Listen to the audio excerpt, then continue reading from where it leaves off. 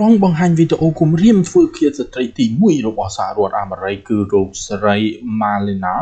Trump nâng côn pro rồi bỏ quạt.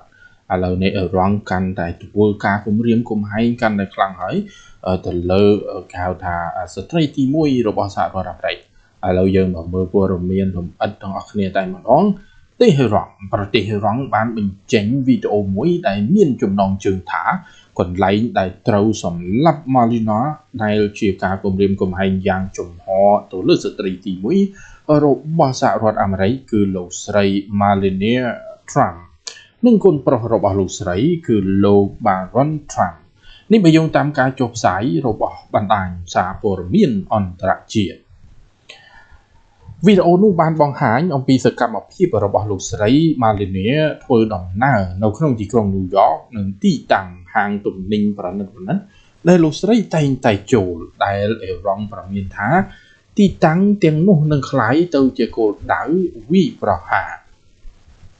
วิดีโอนี้ไทม์เตียงบานลึกหลังปีลัดเพียบในการปล่อยประสาทเทียดปุลสไลประสาทสมบอมปุลหรือสมเด็จบอมเปียระบารุสไรมนนังบัดเป็นชอบการของเรียนของไทยท้าในกรณีไตจากการจับดาวไตปนบาร้อนทรัมป์จำมือโจบานี่คือจากการของเรียนของไทยตอนสตรีที่มวยสหรัฐอเมริกในเชียร์เพริเฮียระบาโลประเทศนี้ในประเทศโดนัลด์ทรัมป์รังมันธรรมดาที่บนบนบาคือการหาทาที่ประเทศมวยแต่เราทำเมียนกากลุ่มเรียมกลุ่มไฮอย่างครั้งตอนสหรัฐอเมริกาจะเป็นคือเบียเฮียบ่โดนัลด์ทรัมป์แต่มาดองกูเป็นเจ้าถาปัจจุบันลูกสไลมาเลเนียนังโกนโปรตรือบานกาเปียสำเร็จสมบัติให้บุญเมาเลยมาให้บุญเมาปีสำนักที่เป็นเงินสำนักสหรัฐอเมริกขณะได้จอลนาตัวกู้สาระบอบลูกทรัมป์ตรือบานรึดบันจังสันเดซอย่างครั้งพองในการกลุ่มเรียมกลุ่มไฮนี่ทุกคนหลายสอบเปลี่ยนได้ร้องกลุ่มวงไตบองเก่าในยุทธเนียการโฆษณาโดยเมียนกาดักตังเตียงปานุไม่ไหมในรัฐนีเตเฮรองบอมเปียวเนียวเอาเมียนกาฟังซึ่งประชังตัวหนึ่งโลกประเทศเนียประเทศโดนัลด์ทรัมป์ปรมเตียงกรูซาระบอบโลกปากจะพูดมันดังไอ้เปิดเป็นตัวหนึ่งการวิพากษ์ระบอบสหรัฐอเมริกาเลยประเทศร้องคือปานแก้วทาสำหรับเมดนมกุมพูระบอบประเทศร้องจีจราอันรวมเตียงโลกระดาได้เกี่ยเมดนมกุมพูระบอบร้องนั่นคือเราบานบัดบองชีวิตในการวิพากษ์ระบอบสหรัฐอเมริกาของไทยแต่ร้องที่บานเลือกลังทานในครัวไทยจะการจับพลังบนนกคนไทยกันได้giờ mà đằng thật taสกรรมพิบวันต่อตัวที่นั่งรังหนึ่งไอเมียนสมรรถพิบทั่วโดยเอาไว้ได้ครวนบานบันเจงวิดีโอกลุ่มเรียมกับไหมหรืออย่างน่ะป่ะยังเมียนแต่รวงจำมือตัวใครอะไรจะมามือพวกเราเมียนอันตรายเจียบันต่อแบบคนตัวนึงกาวิพีอันตรายเจียแต่ตั้งปากีสถานหนึ่งทั่วอันตรายกุ้มขนมจุ่มลูกรูวิ่งอาราบีซาอุดิหนึ่งฮูตี้ได้รูตีจนจุ่มลูกพรมได้จุ่มลูกประเทศรูวิ่งประเทศคือการได้เมียนการดังครั้งบรรดาวิสารัฐอเมริกาบานบางการวิพากษ์เลยประเทศร้องไห้ประเทศสิ่งที่ครั้งที่คือเมียนการทาโลกเนี่ยนะเกี่ยวบางตัวของไทยเรายังมาพูดเมียนลงไปได้มาดองไปหลังปากีสถานบานขอตัวการวิพากษ์เราบอกกรมโฮตีกรมโตโดยร้องเมียนบูรฐานในประเทศเยเมนเลือกกับปัลเดประเทศอาราบีซาอุดิในกรุงดบอนสมมติกระหอบกาปีสัปปะรามุนในจมบัวมุกกาปรุยบรมปีกาปงริจุมลูกกันแต่ถมในนงดบอนในชั่วโมงปี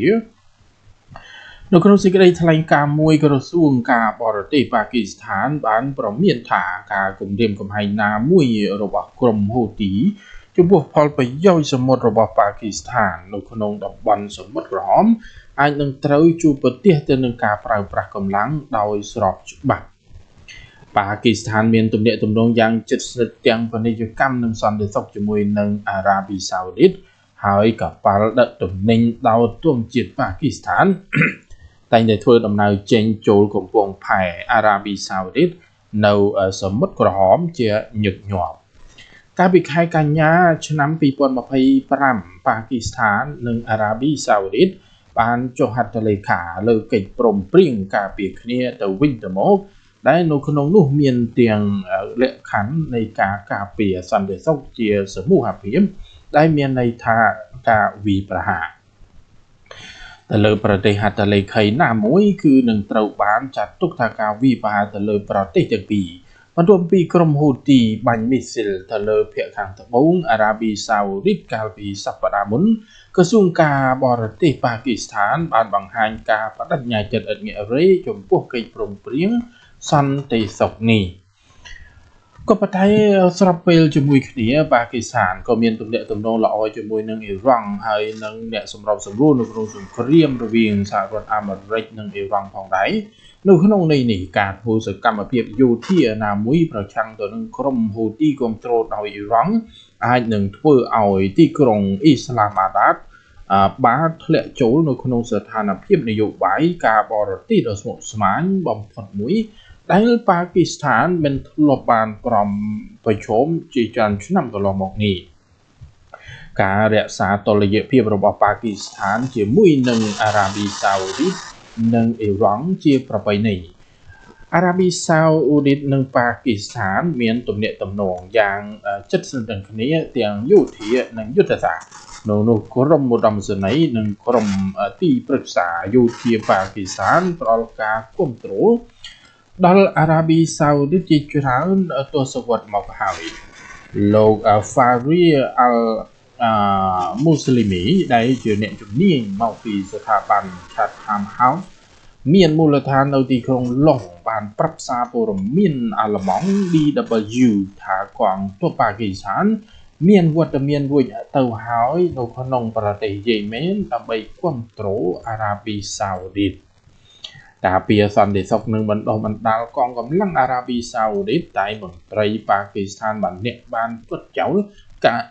អះអាងបែបនេះបើទោះបីជាយ៉ាងណាប្រសិនបើហ៊ូទីនៅតែបន្តវាយប្រហារទៅលើកប៉ាល់ដឹកប្រេងនិងកប៉ាល់ដឹកទំនិញនៅក្នុងសមុទ្រក្រហមនោះអារ៉ាប៊ីសាអូឌីតអាចនឹងបោះដៃទៅរកជំនួយពីប៉ាគីស្ថានជាដៃគូសន្តិសុខមួយក្នុងចំណោមដៃគូសន្តិសុខជិតស្និទ្ធបំផុតរបស់អារ៉ាប៊ីសាអូឌីតហើយកិច្ចព្រមព្រៀងការពារគ្នាឲ្យធ្វើឲ្យការស្នើសុំជំនួយគឺជារឿងមួយដែលអាចធ្វើទៅរួចម្យ៉ាងវិញទៀតបើសិនបើស្ថិតនៅក្រោមការវាយប្រហារពីទីក្រុងអ៊ីរ៉ង់ទីក្រុងរីយ៉ាតប្រហែលជានឹងបង្កើនការស្វែងរកជំនួយយោធាពីប៉ាគីស្ថានក្នុងករណីមានអារម្មណ៍ថាខ្លួននៅក្រោមការគំរាមកំហែងសន្តិសុខកាន់តែខ្លាំងនេះបើយោងទៅតាមការលើកឡើងរបស់លោក Marshall Kuchelman ដែលជាអ្នកជំនាញមកពីស្ថាប័ន Atlantic Council នៅក្នុងទីក្រុង Washington បើទោះបីជាយ៉ាងណាបែបនេះក៏ដោយការពង្រឹងទំនាក់ទំនងកាន់តែប្រសើរឡើងរបស់ប៉ាគីស្ថានជាមួយនឹងអ៊ីរ៉ង់នឹងទួនាទីសម្របសម្រួលដើម្បីស្វែងរកដំណោះស្រាយបិទបញ្ចប់សង្គ្រាមអ៊ីរ៉ង់អាចនឹងបង្កភាពស្មុគស្មាញដល់ការធ្វើអន្តរាគមន៍យោធាឬក៏ទួនាទីយោធារបស់ប៉ាគីស្ថានដើម្បីការពារអារ៉ាប៊ីសាអូឌីតលោកស្រី Alyesa Siddiqa ដែលជាអ្នកវិភាគទៅលើយោធាប៉ាគីស្ថានម្នាក់និងជាមន្ត្រីជាន់ខ្ពស់មកពីសាកលវិទ្យាល័យ King College London បាននិយាយថាប៉ាគីស្ថាននិងអ៊ីរ៉ង់មានទំនាក់ទំនងដ៏ស្មុគស្មាញមួយនៅពេលដែលពួកគេគិតពីប្រយោជន៍យុទ្ធសាស្ត្ររៀងខ្លួនកន្លងមកប៉ាគីស្ថានធ្លាប់បានប្រមានអ៊ីរ៉ង់ជាច្រើនលើកច្រើនសារដែរថាក្នុងករណីជម្លោះផ្ទុះឡើងនោះប៉ាគីស្ថាននឹងគាំទ្រអារ៉ាប៊ីសាអូឌីតបើគេនៅតែចាំមិនភ្លេចទេបន្ទាប់ពីមានភាពតានតឹងផ្ទុះឡើងកាលពីឆ្នាំ2024ដែលពេលដែលអ៊ីរ៉ង់និងប៉ាគីស្ថានបាញ់មីស៊ីលឆ្លងកាត់ដាក់គ្នាប្រទេសជិតខាងទាំងពីរចាប់តាំងពីពេលនោះមកបានកសាងទំនាក់ទំនងការទូតឡើងវិញនិងបានពង្រឹងកិច្ចសហប្រតិបត្តិការប្រឆាំងទៅនឹងក្រុមសកម្មយុទ្ធ ប្រយុទ្ធនឹងសកម្មនៅតាមបណ្ដោយព្រំដែនរវាងប្រទេសទាំងពីរលោក Chalman យល់ថាការគ្រប់គ្រងផ្នែកយោធាទ្រង់ទ្រាយតូចដែលឬក៏មានដែនកំណត់សម្រាប់អារ៉ាប៊ីសាអូឌីតនិងមិននាំទៅរកការកាត់ផ្តាច់ទំនាក់ទំនងរបស់ប៉ាគីស្ថានជាមួយនឹងអ៊ីរ៉ង់នោះទេប៉ុន្តែនៅក្នុងបរិបទដែលទីក្រុងអ៊ីស្លាម៉ាបាតកំពុងព្យាយាមដើរតួនាទីជាអ្នកសម្របសម្រួលដោយអភិក្រិតការពង្រីកគ្រប់គ្រង